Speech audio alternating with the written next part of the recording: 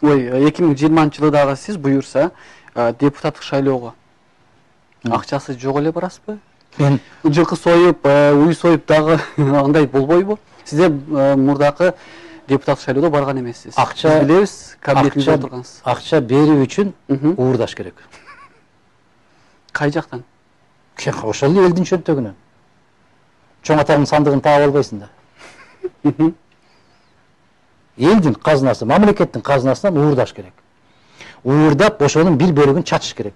Бая тоокко жем чачкандай кылып. Мындай деп элестетип түшүнүктүү болуш үчүн айтайын да. Мен бир кап жүгөр уурдашым керек да. Анан анда канча болот? Бир чоң болсо 60 килограмм болот, 50 килограммдыктары бар.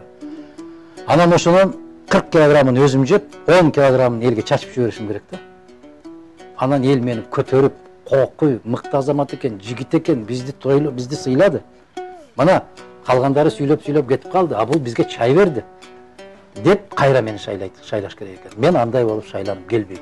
Мен өз элимди сатып албайм. Мен сатып алган бийликтин мага кереги жок, сатып алган мандаттын да кереги жок. Мен күрөшөм, канча жолу өтпөй калсам дагы, бирок бир жерге бир тыйын чачпайм. Себеп алдырып аларды азапка салдырып акыреттеги күнөөгө батыргым келбейт. Алардын доошун сатып алам деп өзүмдү өзүм күнөөгө батыргым келбейт. Себеп берген дагы азапка калат, алган дагы азапка калат. Анын жообу бар.